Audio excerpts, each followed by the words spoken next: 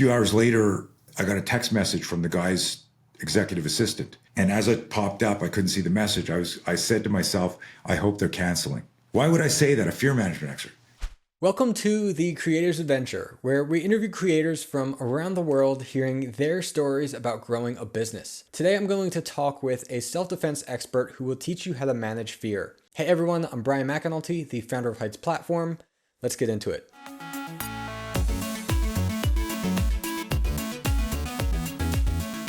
Hey everyone, we're here today with Coach Tony Blauer. He is a world-renowned self-defense and fear management expert who has been a visible force in the martial art, self-defense, defense tactics, and combatives industry for over 4 decades.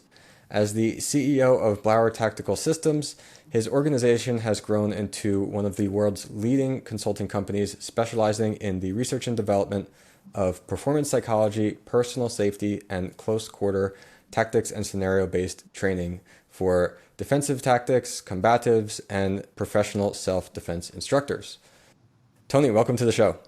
That was, I bet a bunch of your audience is going, what are we talking about today here? Knowing, your audience are coaches and entrepreneurs and stuff like that. But yeah, I'm excited to be here. Thanks, Brian.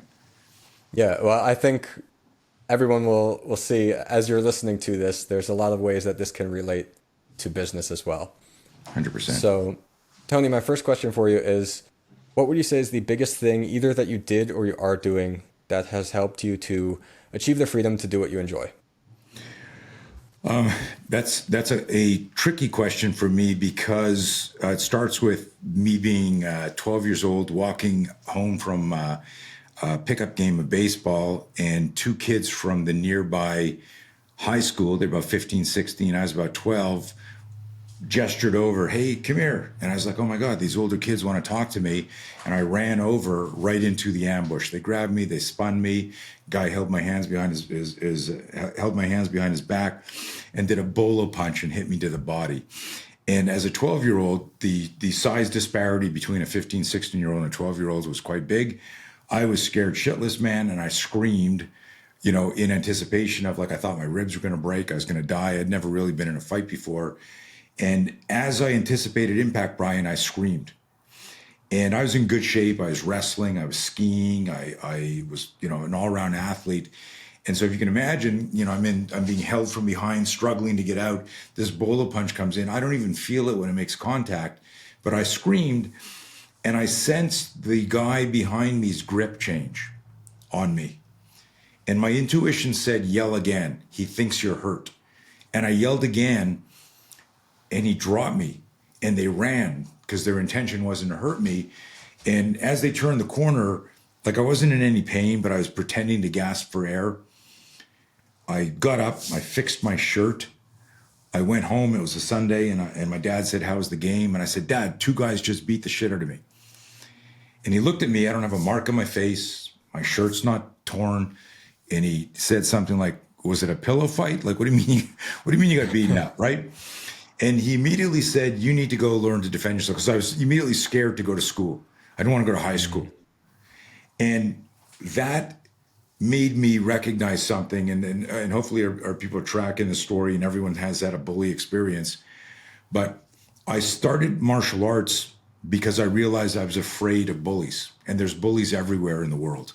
In business, in relationships, of course, literal bullies when it comes to, violent encounters. But it introduced me to the world of martial arts where I hoped all of my fears would disappear. In that journey, I discovered Bruce Lee, like many of us, fell in love with his mission and everything. And I remember this, my mom, I'm 15 years old, I'm infatuated with Bruce Lee. And she says to me, hey, are you going to go into the family business? We were a generational entrepreneurs, family business. She said, it was 1975. She says, go into the family business. You want to be a lawyer, a doctor? What do you want to be? Back in 1975, you couldn't be an influencer on Instagram. You had you were an astronaut, you were a lawyer, a doctor, a veterinarian, a police officer, firefighter. And I looked at her, Brian, I said, Mom, school's not going to be that important to me. I'm going to teach self-defense like Bruce Lee. I want to be a martial artist like Bruce Lee. And she pat me on the head, Brian, and said, okay, dear, we'll talk about this when you're older. I knew from then, that was my ignition moment. And that's all. And I ended up going to school. I went to school in the States. I came home. Ironically, I went into my father's business. But in the back of my mind, this is all I wanted to do. It wasn't passion, it was obsession. And so this is a kind of maybe a little bit more colorful story as to what am I doing now, is somehow I had the fortitude, despite the fear, because I was afraid, would I make it? Is this going to make enough money to have a family? Is this like a real job? Like, you don't know, back then you didn't know a lot of people that were living happily ever after as self-defense instructors. And, but I completely leaned into it, which is the common, languaging for that. I wasn't passionate. I was obsessed with it. It's all I thought about. But I was a shipper in my dad's company making $4 an hour in 1980 when lightning struck. His best client and also a good friend of the family's son was getting bullied in school. Here we go with bullies again. And this guy, Joey, it was Rocky had been released in 1976. It's 1980. We get these big boxes in from overseas. And when we'd unpack them, that was my meat. Remember when Rocky would hit sides of beef? Well, I didn't have a heavy bag. So I'd use, these were boxes that were so big, you could actually walk into them. And I'd beat the crap out of them, before we'd throw them out. And I turn around one day and this guy, Joey's looking at me. He says, hey, you've gotten pretty good at the martial arts. Because now I've been a fanatic since 12 years old. It's 8 years later. He says, I want you to teach my son, Mitchell. He's getting bullied in school. I said, no problem. He says, how much do you charge? I said, I'm not going to charge you, your friend of the family's, and I hate bullies. Happy to do it. He says, no, I'm going to pay you. How much do you want? And I'm making $4 an hour. And I said, Joey, I can't charge you. And as I say that, he says, how's 20? So in my mind, Brian, I do the math. I'm pretty good at math. Well, that's 5 lessons at $4. I said, that's fine. He says, okay, I'll pay you $20 a class. Don't be late. Make my son safe. And he said, in my brain, I went, did he say $20 a class? Literally within 6 weeks, I had 30 students. I was still working for my father 5 days a week, but every night and every weekend for 5 years, I taught 30 to 40 privates a week. And it was my lifeblood. It was my canvas. It was like, this is what I want to do. And so this is quite a long answer, but it might be very meaningful to your younger entrepreneurs and people wondering if they should keep going because they're facing obstacles. There's a famous motivational speaker who asked Wayne Dwyer. He had these 3 questions that I repeat anytime I can. I'm going to share it with you and your audience. First question is, if you didn't know where you lived and you looked at all the places you could possibly live in the world, where would you want to live and why aren't you living there? Second question, if you didn't know what you did and you looked at all the jobs in the world, what would you want to do and why aren't you doing that? And the third question, I get goosebumps anytime I do this, man. The third question is, if you didn't know how old you were and you looked in the mirror, how old would you think you were? And like those, if you think about that, those 3 questions should stop everybody because, when I was 13 years old, my parents got divorced. We came to California. I grew up in the 60s watching all the TV shows, black and white TV was becoming color. And every movie and every TV show was shot out in Hollywood. So I'd been to Hollywood a million times watching TV and movies. And when we came out here and I got off the airplane and I smelled the air, I said to myself, I want to live here one day. And when I discovered Bruce Lee and I knew what bullying was like, and I said, I don't want any other human to feel that fear or have that danger without an option. I want to do something about it. And I knew there's a Latin expression, qui docet decet, those who teach learn. And I knew that anytime I could have a student, I could get better. In fact, here I am at 63 years old, been teaching now for 43 years, been a martial artist for 50 years. Every time I start a seminar class, I thank the people in the class. I go, if it weren't for you, I wouldn't be here. I'm getting better every time I teach, so thank you. And I think if entrepreneurs kind of adopted a whole bunch of that stuff, lean into what you love. In today's era, you can actually live anywhere and do almost any job, right? Pretty much. So you could go, I look at that. I'm speedily talking because I got so much I want to jam in here. I believe that if you're doing what you love and you're living where you want to live, that you're not going to look your age. And that was the message in the three questions, right? So, somehow, and there was a lot of fear. A lot of people think I'm without fear, and it's one of the brands in one of the verticals in my companies. We've got 4 different divisions, but one of them is this mindset, fear management, performance psychology, and it's no fear spelled KNOW, not NO. And there's a famous T-shirt adrenaline company, that has the no fear brand, and I loved all that shit. I bought every one of their shirts, but it didn't change my fear, right? So it didn't matter that if I was wearing a no fear shirt under a shirt and I still did go talk, I still had stage fright. What was that? Like, these shirts are defective, right? So I had to create a system that helped people manage fear. And it's a joke I make. In life, we are all fear managers. If we had a Best Buy shirt on, like that's our job during the day. And it was like, oh, what do? I'm looking for the fear manager. Because in life, that's what we do. We have, your tooth starts to hurt. Do you call the dentist right away, or do you try to manage your fear? Your stomach hurts. You call the doctor. The market changes, and you're like, biting your nails, watching your investments or watching, market trends. You think somebody's following you. Is this really happening? Is this happening to me now? It's all fear management. And then what you do with that fear determines the next step. So our mantra is that, if you change your relationship with fear, you can change your mind. If you change your mind, you can change your life. Yeah. Yeah, I love that. So there's so much there. I want to point out a couple things I think were really interesting to me. One is the framing there of the experience that you get from teaching. Yes. And so many people I see make the mistake of saying, I have to perfect this training idea that I have for a course, for a coaching program, whatever it is, and they don't actually do it. They think they're creating it, but they're not interacting or getting feedback.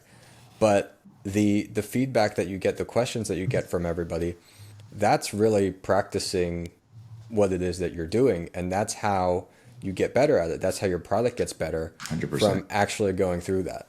Yeah, you reminded me of an old expression. I read it somewhere maybe 20, 30 years ago and memorized it. And if you truly are an artist, and I think that's one of the problems. I heard the founder of Everbowl talk this weekend. I think it's Jeff Fettner. I hope I'm not screwing up his last name. But he talked about the reason most restaurants go out of business is because they're started by the cook, by the chef, right? And so I've got a side to my business where I mentor people in business, and I explain to them the art and science of teaching self-defense is not the same as the art and science of running your business. And if to your point, if you want to master your domain, if you want to really, if you're the voice of your business and you're going to teach this gig and you're waiting for the perfect time to launch it, you missed it, because business loves speed just like violence loves speed. You're never going to be ready for sudden violence, and you're never going to be ready for when the market opens and goes, like when you have that idea, you need to start doing something. And so the slogan or the maxim that I read years ago was art is never done. Art is never done. And so if you were more about you being the generic person that was more about iterations and refinement, then you can't get to 2.0, 6.0, Tony B 2.0 if day zero doesn't even start. So you're 100% right. Get out there. And some of the great Hormozy and Vaynerchuk, and they're just go and document. You will get better, but you won't get better if you do 0 reps. Wayne Gretzky, great quote. Most people have heard this. You miss 100% of the shots you never take. Start taking shots. Yeah. Yeah. And start taking the shots and putting those things out there in public, because no matter how hard you try to get good at it and not be embarrassed by it a year from now, you probably will be anyway. Well, Especially if you practice it by actually doing it, because you'll get so much better that you'll realize, like, wow, look how much I've improved over that time. here's another thing to think about. If you do it where you're doing it out of drive and passion and desire to serve and do something, it's way more authentic. And if you look at the stuff that goes viral online, it's when it's truly authentic, or we believe it to be authentic. The more you try to can it and polish it and go, hey, this is reality TV, and you're going, yeah, they just happen to be there filming this during this moment. You know, it's set up and staged. So and it's like, watching, like driving by a car accident, how some people have to slow down. Just go do it and be yourself. Because, is it Oscar Wilde who said, be yourself, everyone else is taken? I don't know if he said that, but like that's one. But it's ironic that we're talking and I'm wearing the shirt, the No Fear shirt, because at the end of the day, and obviously this was deliberate that I wore it, but at the end of the day, what holds everyone listening to this back, whether it's you're at a bar and you see the person that you want to be the next Mrs. or Mr. in your relationship, and you go, should I go ask him or her to dance? Should I have another drink? Should I? All doubt and all hesitation is inspired by fear. If you had no fear, you wouldn't hesitate. And so we always tell people, when you get any type of fear spike, whether it's danger in the literal physical sense, again, which is obviously, my specialty, but danger could be, hey, we're outgrowing our building. We need to expand. We need to fire this guy. We need to hire 5 more people. We can't take a salary for 2 years. These are all fear-based decisions. And you can be looking at a house and you're ruminating, you're deliberating, and then you wait 2 days and you finally go, let's do it. Let's go for it. And you call the guy up and he goes, oh, sorry, we just got a bid this morning. You're a minute late. So remember this, any type of fear will create doubt. Doubt will always create hesitation. This is right out of our No Fear program. Doubt creates hesitation. Hesitation always creates procrastination. There's no way that you can have a fear spike, doubt, hesitation, and procrastination. You can't. That's even if you're highly trained. So like the most successful business entrepreneur, who's got tons of monies and savings and a team around him, if you run in and you go, you're not going to believe this. The market just did this. We just lost X gazillion dollars. This property's done. Even the person who knows how to pivot on a dime, it still took them a dime to pivot. Where you and I are in the corner. You remember Jim Carrey in Dumb and Dumber in the bathroom floor with his thumb in his mouth? I don't know if you remember the scene, right? Sitting there like going, mommy, mommy. Some people are like, look at this. What happened 3 years ago? I almost lost everything. Almost all of my business was live in-person training. Most all of it was law enforcement and military. Well, as soon as we thought the world was going to end, all of my clients were deployed to make sure that the zombie apocalypse wasn't going to happen. So I went from 2 weeks to flatten the curve to looking at my bank and my spreadsheets and my courses. We canceled 35 courses in a month. That was hundreds and hundreds of thousands of dollars of receivables. And one day I'm sitting there, Brian, and all of a sudden it felt like someone stuck a vacuum up my ass and started to suck out my insides, because I went, oh my God, I'm going to lose everything I ever built. Well, I was 60 years old at the time.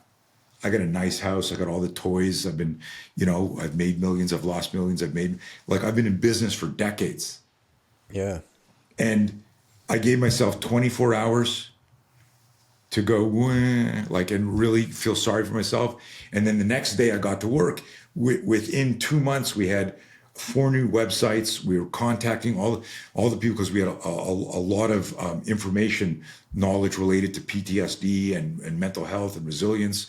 And we completely, ironically, I said to my team,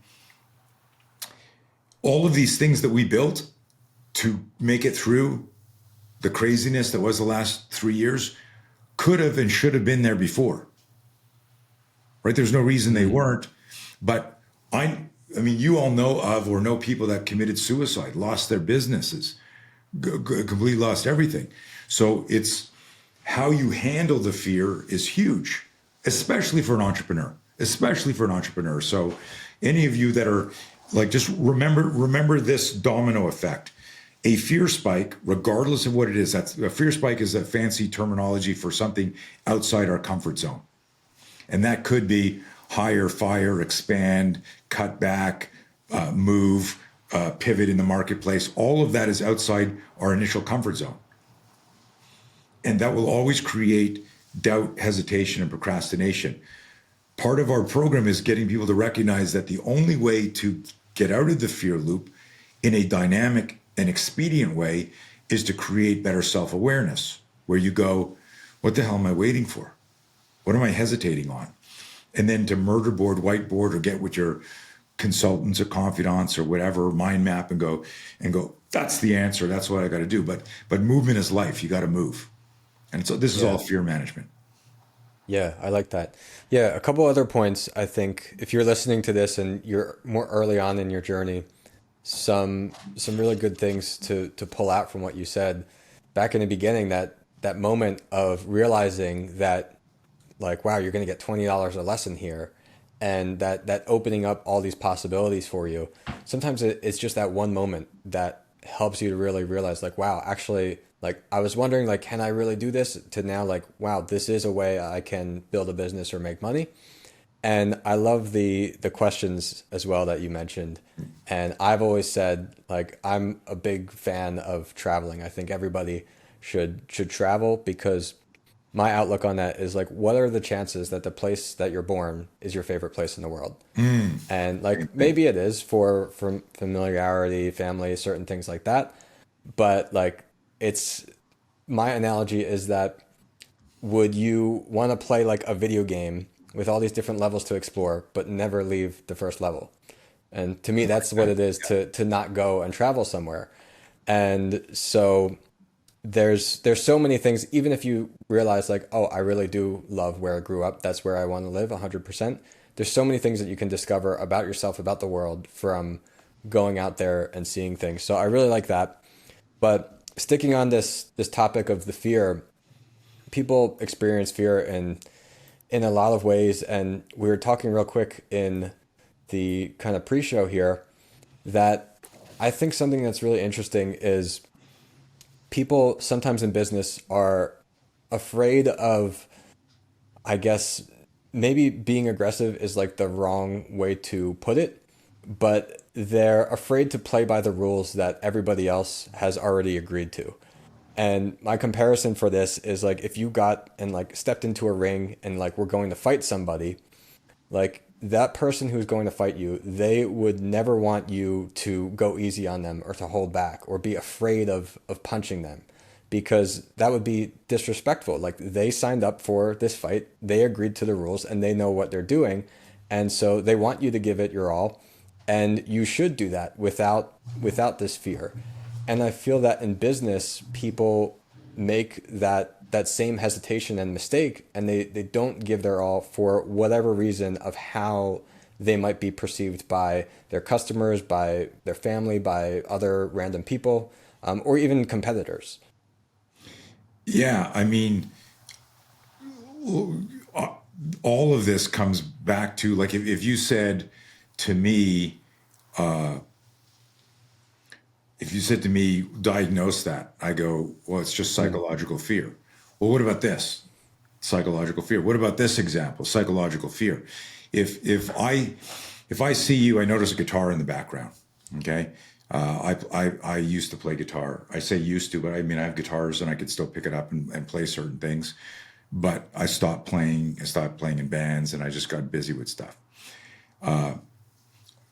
When I used to live in Montreal, I was friends with one of the best guitarists in the world, who was a session player, had played on, he might have played with Sting and Bryan Adams and stuff, like way back in the days, in the 80s and 90s. And I would go over to his house, and sometimes like I'd pay him for a private lesson, and I would just say, I just want you to play for a little, like a half an hour. Let me just watch, just to be that close to a virtuoso. And even though I was supposed to be learning, I just wanted to watch him play. And I said to him, I said, Brian, you are so amazing. You just hear something and you could play it better than the guy that wrote it. And I said, he was a stay-at-home dad. His wife worked. He had a cute little kid. Can't believe I just remembered his name because this is like 100 years ago. But I said to him, why aren't you a rock star?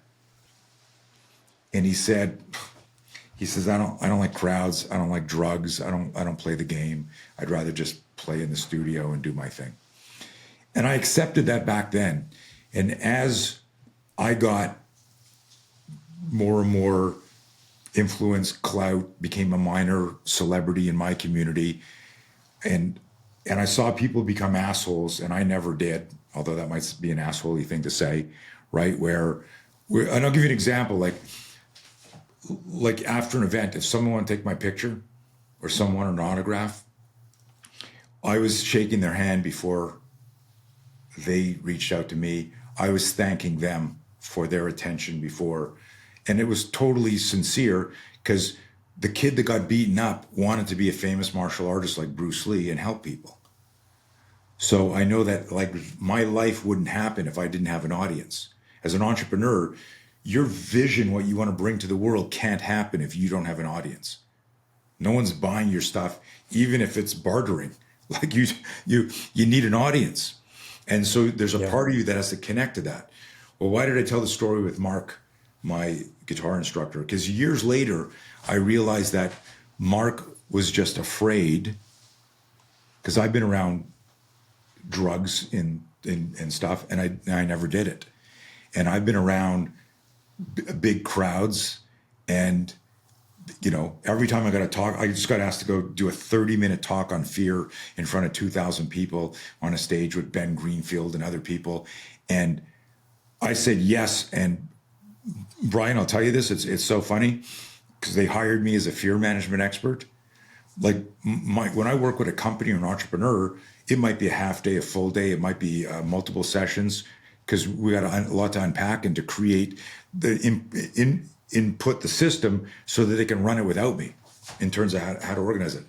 So when I got asked to do this, I said yes because I'm an entrepreneur. And then I went, what did I just say yes to? How am I going to do a 30-minute talk? And a few hours later, I got a text message from the guy's executive assistant. And as it popped up, I couldn't see the message. I said to myself, I hope they're canceling. Why would I say that? A fear management expert? Because I was afraid. And it was like, hey, give me your full name because we're booking your flight. Shit, right? Then a couple of days later, I got a message. I hope they're canceling. I wanted something to happen because I was afraid to go outside my comfort zone, even though I am a world-renowned subject matter expert on this. There's a lot there. If people are listening, your arena can shift and change, and you still need to go all in. You will not grow. And there's a great quote I love. I share it all the time to my clients. You got to be willing to give up who you are today for who you could become tomorrow. And the only way to do that is to develop your self-awareness and go, I'm afraid. And if what I'm about to do isn't physically or psychologically really dangerous, like I'm going to be like messed up from that, then go do it, because it will create better resilience and better personal power and better self-confidence. So, but I realized, coming back to the guitarist thing real quick, is that Mark was afraid of some stuff, and he rationalized. You ever see the play on words, rational lie with a hyphen? Like a rash. So, Richard Feynman, he said that the first principle is never fool yourself, and you are the easiest person to fool. So when you get scared as an entrepreneur, it's easy to go, you know what, I wasn't cut out for this. Or I guess this is the universe saying, no, it's the universe saying, you need to do something different, keep going, right? That you just don't quit. But the way you make that happen is by changing your relationship with fear. It all comes back to that. So how can we do that then? So let's say like we understand that there, in some way in our life, in our business, fear is holding us back. We understand that we can't just pause and do nothing. We have to find a way to address it and then take action. How can we become better at doing that? Not enough time on the show to go through to go through the whole thing. I'm sure. But realize, like, there is, so what we did through studying violence, fear, and aggression is we realized that there was a big distinction between the physiology of fear and the psychology of fear. So we were the company that drew a line in the sand that said, I don't care that your heart's pounding or you're breathing vertically or your palms are sweating.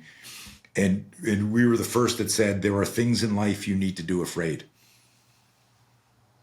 And now people are like, wow. Because the illusion of NO fear is this, that if I say, Brian, you're ready to go, I got you worked in, you're dialed in, and then you go in there, and have you ever gone to do a presentation and your computer screws up and the PowerPoint or the keynote screws up? What immediately happens when you're here and you're looking over at the tech guy going, hey, this won't work? Your heart starts to pound. You start to sweat. You're like, holy shit. You're still the subject matter expert. You're still the authority. But we forget, we get sucked into what's called the fear loop. So the first thing you need to do is create the self-awareness, get control of your breathing, but you need to identify exactly what you're thinking about. If I said to you, why were you freaking out when your keynote or PowerPoint went down? And you went, I don't know, I just didn't want to, because I was angry that I didn't have a backup. Okay, so you don't have a backup. Like, could you do this on a napkin or a whiteboard? Could you get the group to gather around? Do you think every single one of them in the audience hasn't gone through the exact same thing? Right? And now you're suddenly, and I'll give you an example. One of my guys in the Netherlands was going to give a course in the UK. And this was to a bunch of high-end law enforcement guys. And I talked to all my trainers before each event, and I said to him, his name's Arjan, Arjan. I said, Arjan, how you feeling? He says, I'm so nervous about this course, coach. Blah, blah, blah. I said, why? He said, because I got guys in there that have been in gunfights, have been in SWAT teams, and who am I to see, like that imposter syndrome? And I said, yeah, that's a real fear, I guess. And he looks at me on Zoom. I said, here's what I want you to do, okay? I want you to go into class. I want you to open up the presentation. I want you to put it on slide number 1. And then I want you to ask the group, who here has the most experience in the room? They're all going to point to one guy. There's always one guy, right? If I went to your company and there's like 10 people, and I go, who's got the most experience at this company? They're going to point to you, Brian. So I said, find out who that guy is, and then I want you to say, you're the most experienced. I want you to look at him and say, come on up here. And since you have the most experience, I want you to teach this Blauer tactical course on control and arrest through the SPEAR system, which is our intellectual property. And then just walk down and sit in his seat, move away. What's he going to do, Aryan? And he smiles on the Zoom call. He says he's not going to know where to start. He's not going to know how to teach, right? Because he's a beginner in our stuff. So a lot of the stuff I work on is creating this self-awareness that you are the subject matter expert that belongs to be there. Now, there are little things like contingency. Did you have a backup on a thumb drive? Do you have like I travel with 2 phones and I got redundant backups and stuff because I've had that happen to me. So it's like if you got a gun and you anticipate, fighting 2 guys, you shouldn't have just 2 bullets because it's just 2 guys, right? So you go, how much ammo do I need? And then can I have something redundant? So I know I'm dancing around. How do we fix this? I'll share one of my most favorite expressions right out of the course. And it goes like this, is you can't be brave if you're not afraid. The primary ingredient of courage is fear.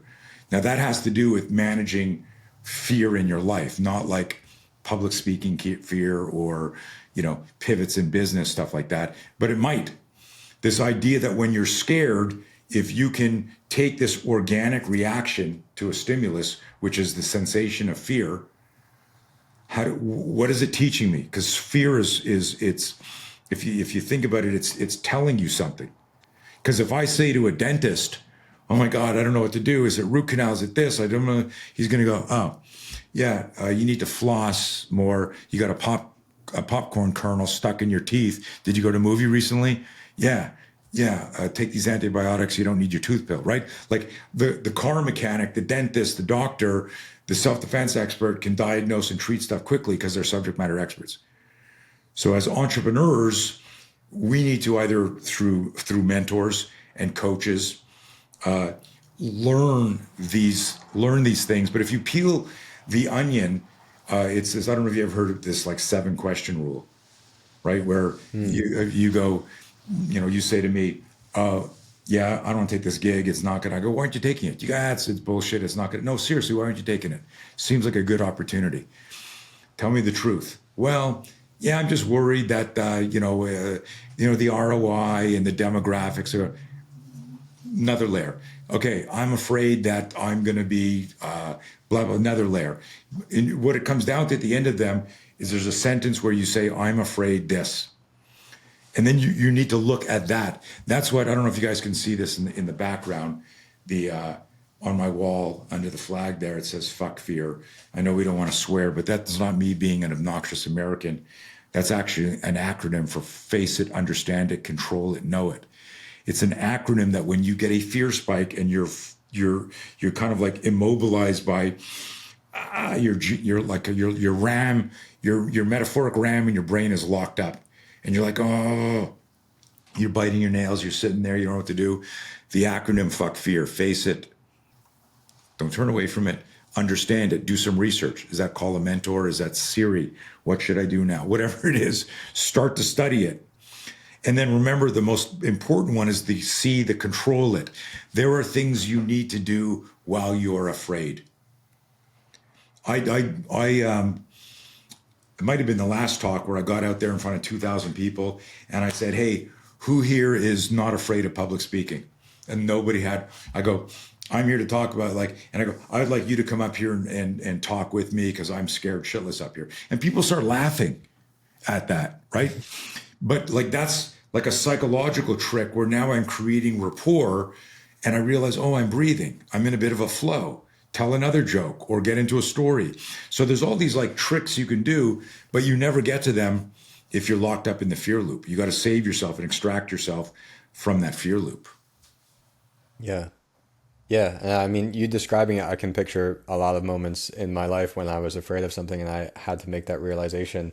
And it's almost like you're stepping to the side of yourself to see like, Yes. all right, what's really going on here? Whereas if you stay afraid, you're blind to everything that's actually happening. Yeah, there's something that I want to share here that you just reminded me. I was a high level competitive skier growing up, and no one ever talked to me, no mentor, no coach, my parents. No one ever said, when you're really afraid of something, and it could just be you just want to do well. A lot of people don't realize that their fear is because they want to do well. Or let's say your fear is, I want to be liked, I want to be rewarded. And they're all different. Like when I consult with people, it's like, this deal means so much. If I don't get this deal, I'm not going to make my quota. I'm going to get fired. And so you peel that onion is now the pressure is I'm going to get fired if I don't do this deal. And that can maybe change your delivery. Iggy Pop, I don't know if you remember the name Iggy Pop. Iggy Pop said, imagine if desperation were attractive. So imagine you're so desperate for a girlfriend or a boyfriend and you walk up to someone and you go, hey, you want to go out with me? And you're like, whoa, get away from me. So I know we just met, but how many kids would you like to have? Right? Like desperation is not attractive. So if you bring your fear onto stage or into a meeting, you might have great product or great service, but there's an energetic vibe of I'm repelling people and they don't know what it is because that energy is real. But I mean, it's a fascinating thing, and I forgot what I was going to say before, but you had reminded me of something what I wanted to show. Oh, the skiing thing. No one ever told me about the physiology changes in the body. So I'd be in the race getting ready to go. I wanted to projectile vomit. I'm sweating even though it's freezing outside.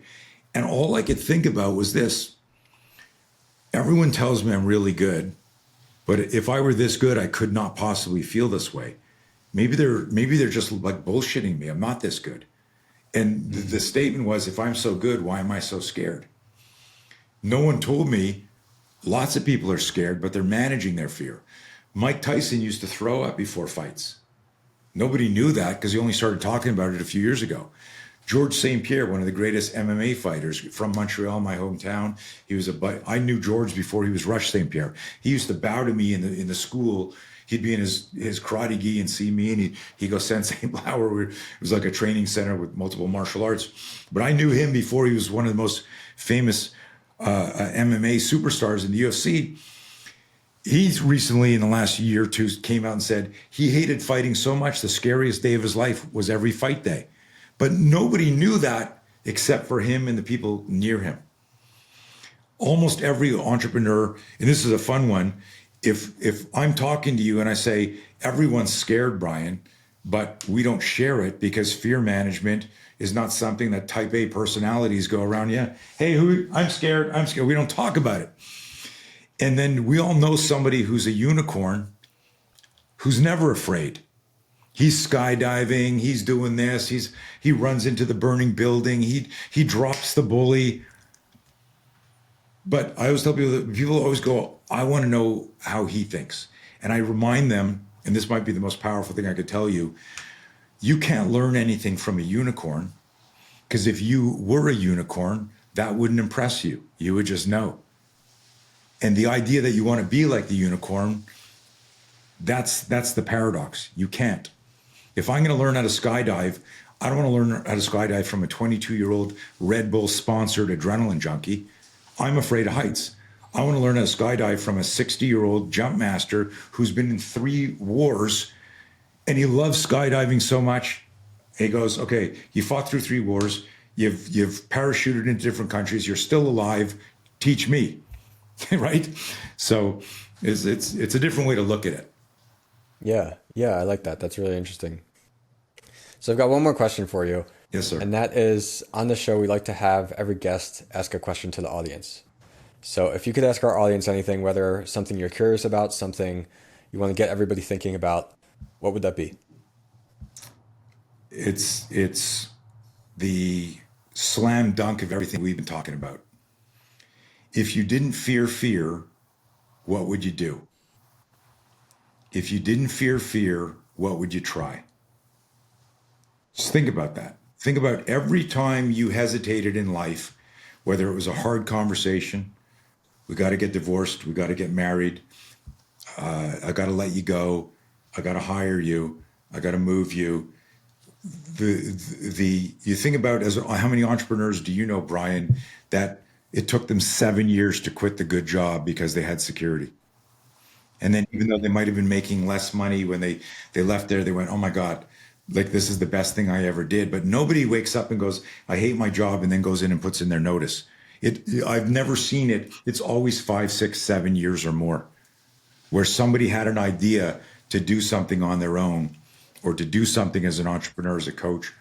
And it always takes years and years. But think about it, what it is, that's years of procrastinating. So the question I always leave with people is, if you didn't fear fear, what would you be doing right now? Yeah, that's great. All right, Tony, well, thanks so much. Before we get going, where can people find you online?